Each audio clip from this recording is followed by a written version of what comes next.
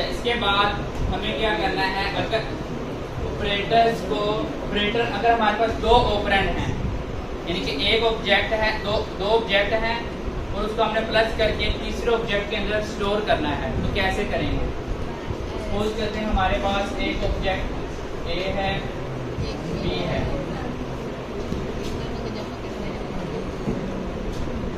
क्योंकि ऑब्जेक्ट के अंदर जो प्रॉपर्टीज होती हैं वो सबकी सेम होती हैं। अब यहाँ पर अगर एक प्रॉपर्टी और है तो इसके अंदर भी होगा। अगर यहाँ पर एक प्रॉपर्टी मिनट की है तो इसके अंदर भी होगा। ऐसे ही होता है ना ऑब्जेक्ट के अंदर, जो क्लास की प्रॉपर्टीज होती हैं वो सभी ऑब्जेक्ट के अंदर होती हैं, तो वो जितने मर्जी आप ऑब्जेक्ट क्रिएट करते जाएं वो सभी प्रॉपर्टी किसमें होंगी? उन ऑब्जेक्ट के अंदर। अब अगर हमें ए और बी को प्लस करना है तो कैसे करें? अगर हम डायरेक्टली इस तरह करेंगे तो ये एरर देगा। हम करके देख लेते हैं। अभी यहाँ पर एक ऑब्जेक्ट मैंने ए क्रिएट किया है, ऑब्जेक्ट 1 इसको कह देते हैं, और एक ऑब्जेक्ट 2। इस लाइन को फिलहाल हम कमेंट कर देते हैं। Object 1 plus object 2।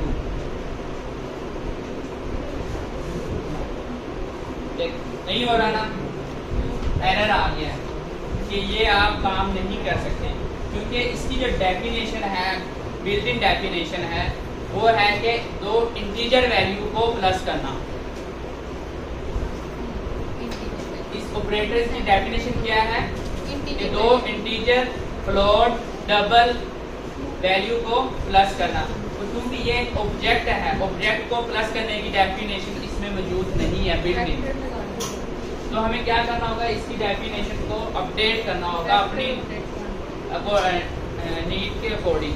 अब हमें चाहिए ये दो ऑब्जेक्ट को प्लस करना, तो हम क्या करते हैं? एक ऑपरेटर्स प्लस का ऐड करते हैं और उसके अंदर डिफाइन करते हैं कि जब भी ये दो इस क्लास के ऑब्जेक्ट के ऊपर प्लस का ऑपरेटर यूज हो तो उसका काम हो के इन दो ऑब्जेक्ट के अंदर जो वैल्यू है वो प्लस हो, कोरोस्पोंडिंग जो वैल्यूज होंगी वो प्लस होंगी।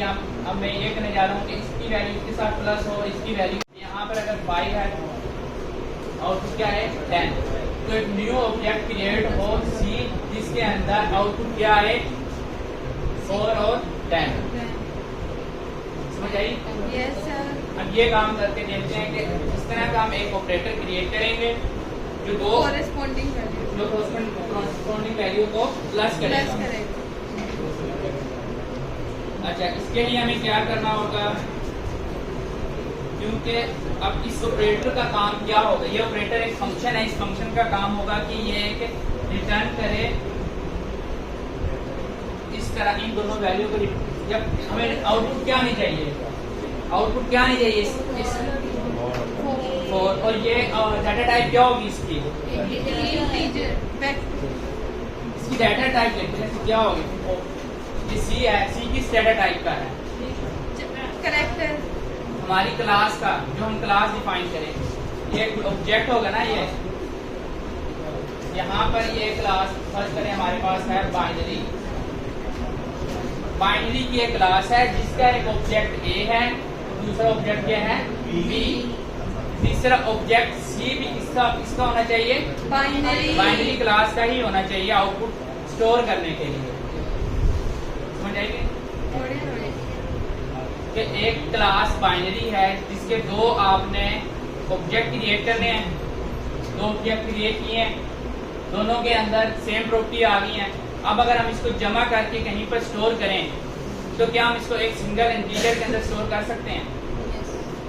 डाटा टाइप, अगर मैं यहाँ पर ये जो वैल्यू है सी, इसको मैं स्टोर करना चाह रहा हूँ किसी इंट के अंदर, इंट वेरिएबल ए के अंदर हम स्टोर करें तो ये हो जाएगा, क्योंकि इंट जो होता है वो एक वैल्यू होल्ड करता है। तो इसके अंदर कितनी वैल्यू होंगी? दो प्रॉपर्टीज हैं, तो ये डाटा टाइप ही डिफरेंट है। क्या डिफरेंट डाटा टाइप को साइन हो जाता है वैल्यू? स्ट्रिंग को आप इंटीजर वैल्यू साइन करें तो हो जाएगा? इंटीजर को स्ट्रिंग नहीं होगा।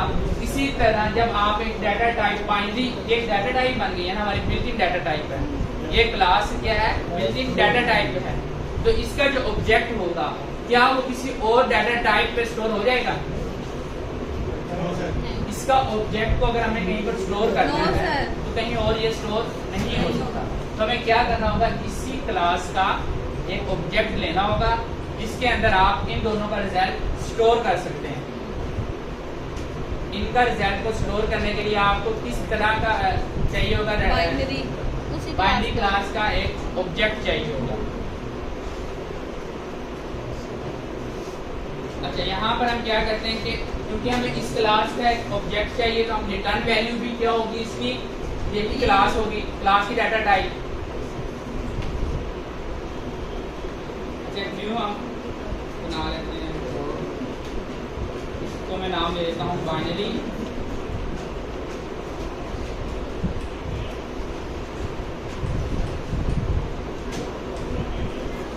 तो यहाँ पर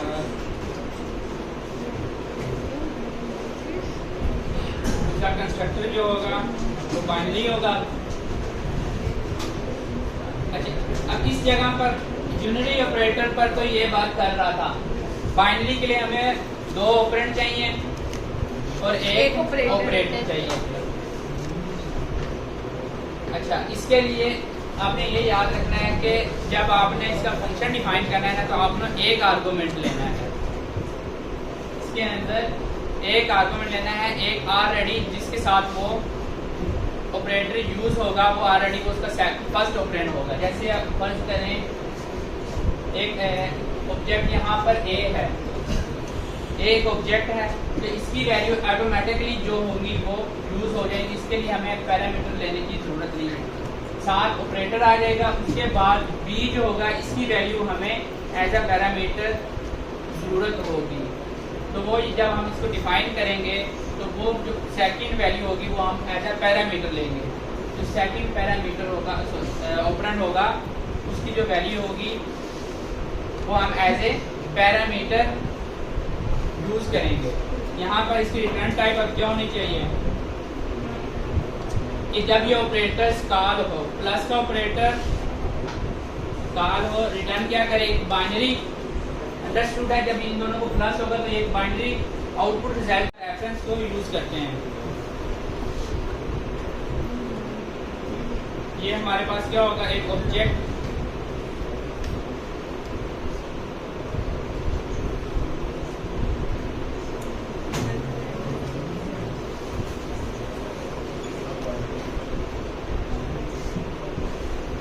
बाइनरी ओवरलोड का एक सेकंड ऑपरेंड होना चाहिए, उसका नेम क्या हो, ऑब्जेक्ट। ऑब्जेक्ट का आप कुछ भी नाम ले सकते हैं, जैसे यहाँ पर मैंने ऑब्जेक्ट 2 लिया है, आप कुछ भी यूज कर सकते हैं। अच्छा, अब इसके अंदर एक्शन क्या परफॉर्म हो, ऐड का हो, ऐड कैसे हो। अब क्योंकि हम इनके अंदर तो एक और एक ही प्रॉपर्टी, अगर हम इसके अंदर दो प्रॉपर्टीज ले लेते हैं मेन को, ठीक है, और यहाँ पर हम इसको भी इनिशियलाइज कर देते हैं 0 से। अच्छा, अब ऐड कैसे होगा,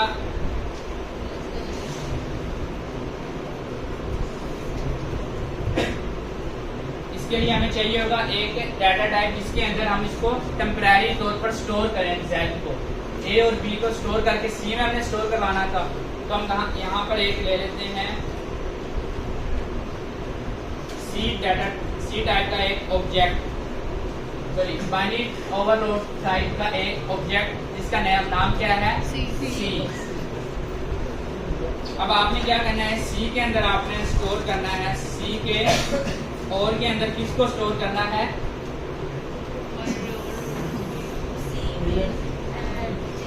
जिस ऑपरेटर के साथ इसका फर्स्ट ऑपरेंड कौन सा होगा, फर्स्ट ऑपरेंड, क्योंकि हमें यहाँ पर सेकंड ऑपरेंड की तो वैल्यू हमें मिल जाएगी, लेकिन फर्स्ट ऑपरेंड की वैल्यू कौन सी होगी, जो करंट जिसके साथ ये फंक्शन कॉल हुआ होगा, वो वैल्यू कैसे हम करेंगे, वो डायरेक्टली हम यूज कर सकते हैं। और जिसकी प्रॉपर्टी भी यूज कर सकते हैं, जिसका मतलब होता है कि जिसके साथ ये जो ऑपरेंड है कॉल हुआ है, जिस ऑपरेंड के साथ ये ऑपरेटर कॉल हुआ है उसकी वैल्यू क्या होगी? वो प्लस कर दो। अच्छा, अभी हमने एक डॉट ऑपरेटर के जरिए अभी तक वैल्यू गेट कर रहे थे एक्सेस, तो हम एरो के साइन से भी कर सकते हैं। ये आपकी एक नया है, आप डॉट के जरिए भी कर सकते हैं, आप चाहें अगर आप डॉट का यूज़ करना चाहें वो भी कर सकते हैं। ये देखिए, अगर हम डॉट करते हैं तो ये डॉट से भी मुझे बता रहा है। अब दूसरा क्या हो, ऑब्जेक्ट टू डॉट आर। इस लाइन की समझ आई है कि जिस ऑपरेंड के साथ ये ऑपरेटर कॉल हुआ है उसकी वैल्यू, और दूसरा इस ऑपरेंड के बाद जो ऑब्जेक्ट है उसकी वैल्यू, उनको आपस में प्लस करें। एक तीसरी डाटा टाइप सी जो है वो उसी डाटा टाइप का होना चाहिए जिस डाटा टाइप के ये दोनों ऑपरेंड हैं। इन दोनों ऑपरेंड्स को आपने किसमें स्टोर कर देना है? सी वेरिएबल के अंदर। क्लियर है? इसी लाइन को अगर हम दोबारा कॉपी पेस्ट करें,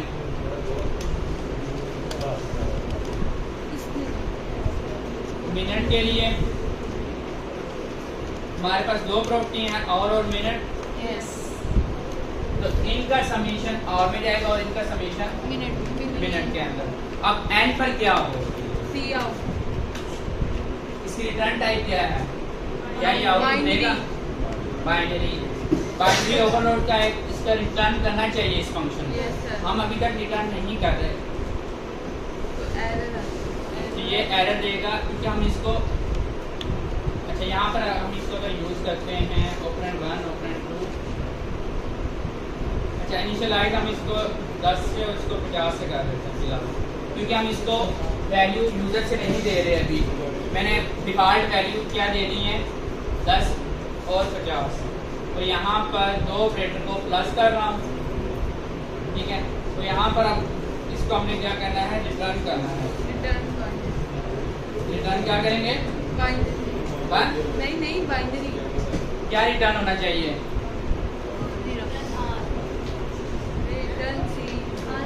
रिटर्न क्या होना चाहिए?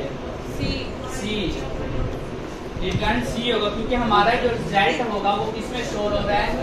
सी के अंदर। सी हमने एक स्टोर कर दिया और रिटर्न कर दिया कि सी।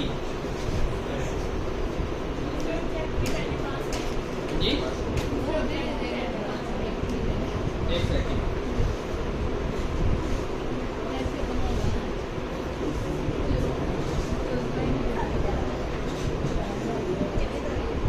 अच्छा इसके साथ वो कह रहा है कि आप एरो का साइन यूज करें। यूनिटी आप यहाँ पर ये क्यों एरर दे रहा है? हमने क्लास का नाम क्या दिया है? Binary overload. और ये ऑब्जेक्ट किसके क्रिएट की है? Binary overload. तो अब दोनों ऑब्जेक्ट जमा हो गए हैं क्योंकि हमने इसको प्रिंट नहीं किया, तो आउटपुट क्या आ रही है? एम्प्टी। जी आपका क्या क्वेश्चन है? अच्छा, अब ये देखें, ये एक ऑपरेंड है, ये भी एक ऑपरेंड है, ठीक है। ये जो प्लस है ये इस ऑपरेंड के साथ जुड़ा हुआ है, यानी कि ये अब एक फंक्शन है बेसिकली। प्लस क्या यहाँ पर एक फंक्शन है, वो कब कॉल होगा? जब दो ऑपरेंड लिए जाएंगे। तो जो फर्स्ट ऑपरेंड होगा वो वैल्यू हम कैसे गेट कर सकते हैं? दिस के जरिए। वो हमें पास करने की ज़रूरत नहीं है, ठीक है। सेकंड ऑपरेंड जो ऑपरेंड है वो हमें एज अ पैरामीटर हम इसको दे रहे हैं। यहाँ पर फंक्शन को हम इस तरह पैरामीटर देते हैं ना, फंक्शन को हम इस तरह फंक्शन का नेम उसके बाद पैरामीटर देते हैं। यहाँ पर आपने फंक्शन का नेम क्या है? प्लस पैरामीटर आपने ब्रैकेट में नहीं देना, इसका पैरामीटर आपने क्या डायरेक्टली जो उसका सेकंड ऑपरेंड है वो आपने लिख देना। ये एज ए पैरामीटर ही कंसीडर होगा। फंक्शन ऑपरेटर ओवरलोडिंग में ये क्या होगा? पैरामीटर ही कंसीडर होगा। ये समझ आई?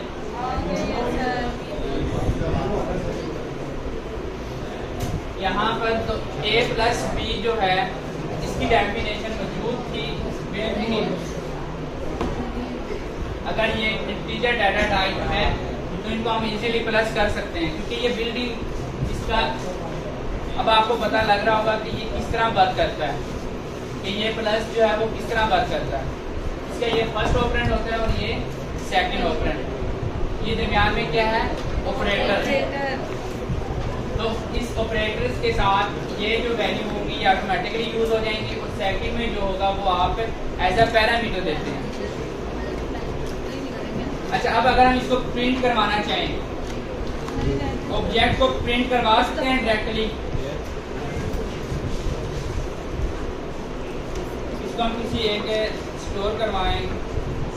अगर हम इसको स्टोर करवाना चाहते हैं, इसका रिजल्ट a प्लस b का किसी इंटीजर वैल्यू में स्टोर हो सकता है, क्योंकि इनकी डाटा टाइप डिफरेंट है। इन अगर मैं सी करता हूँ तो यहाँ पर ये एरर देगा, ये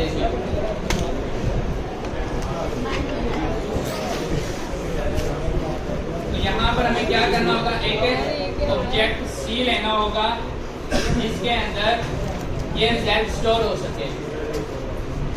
अब हम सी को प्रिंट करवाएं, क्या प्रिंट हो जाएगा? नहीं,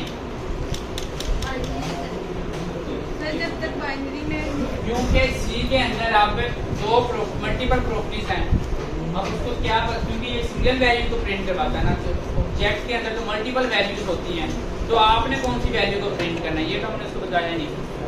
ये अगर आप बताएंगे तब ही प्रिंट हो सकता है। अब अगर हम देखते हैं सी डॉट सी के अंदर हमें चाहिए गेट आर, सी का आर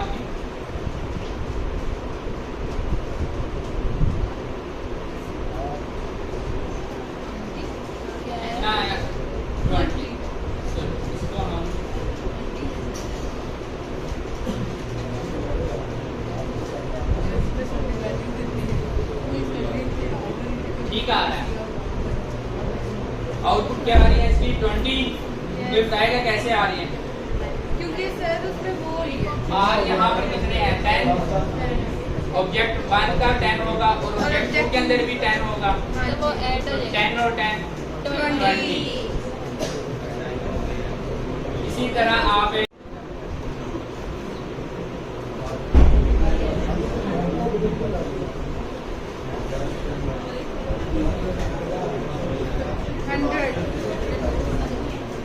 ये आउटपुट क्या आई 100।